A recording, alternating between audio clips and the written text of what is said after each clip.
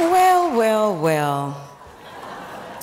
Morning, everyone's all dressed up. It's like awards day, but it's my favorite. It's the rock star of all rock stars of books. Good morning, and welcome, welcome, welcome, everyone, to BEA's Children's Book and Author Breakfast. And I would like to take this opportunity to thank the organizers for somehow picking me to host this event. I am thrilled to join the children's publishing community and honored to be on stage with the likes of these authors, Mary Pope Osborne, Rick Riordan, and Veronica Roth. Yes, please.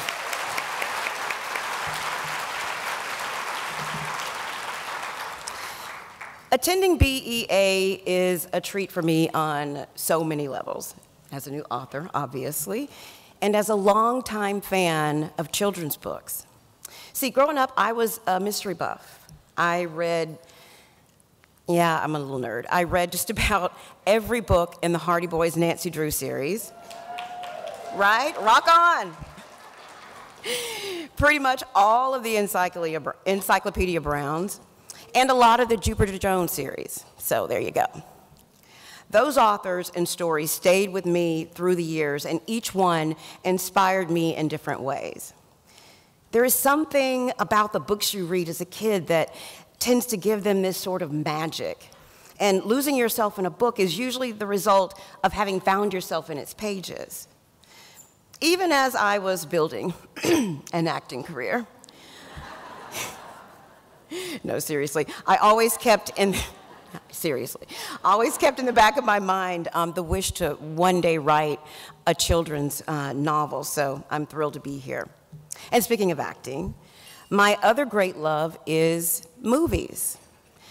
And I have a special affinity in my heart for, wait for it, kung fu movies, as in Bruce Lee, as in The Man with the Iron Fist and Enter the Dragon, or anything with Shaolin Temple in the title. So, another little known fact is I am an armchair CSI, meaning that I can solve and process any crime scene from my desk.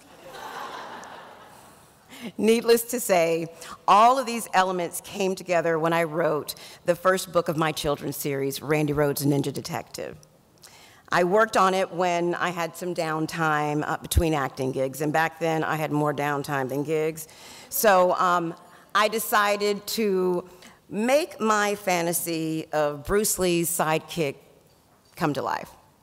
And that got me to thinking, ooh, wouldn't it be great if my kid detective / Bruce Lee sidekick kept with the times and also knew how to process a crime scene like yours truly.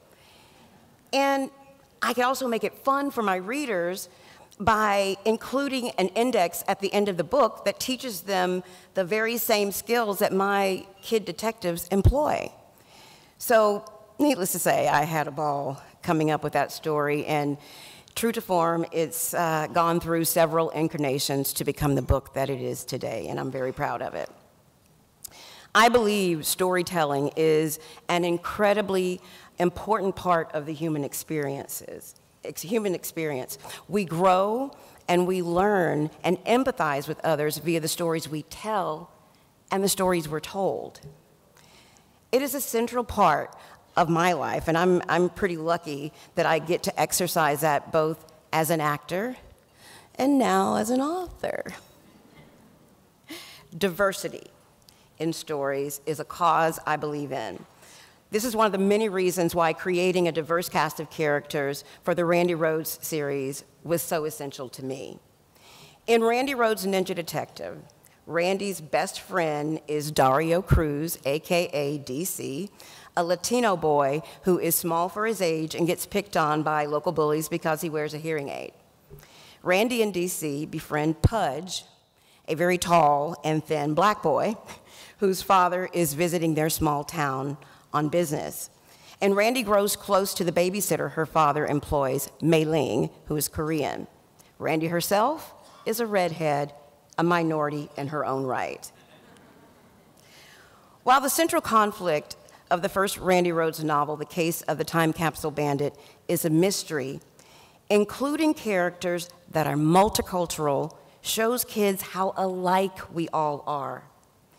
I hope it will inspire them to first see each other as human beings and not define each other by superficial differences.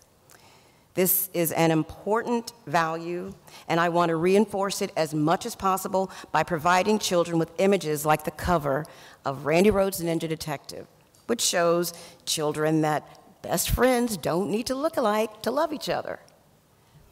Getting these kinds of books into the hands of children is one of the most worthy jobs out there, and I give a lot of credit to librarians and booksellers.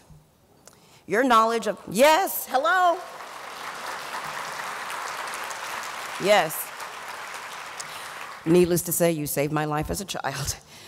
Your knowledge of the marketplace and interest in readers puts a wide range of books directly into their hands and gives children who are hungry for stories memorable characters, be they action-packed mythological journeys like Rick Riordan's books, time traveler adventures like Mary Pope Osborne's Magic Tree House series, the heart-stopping Divergent novels by Miss Veronica Roth, or my own new middle grade series.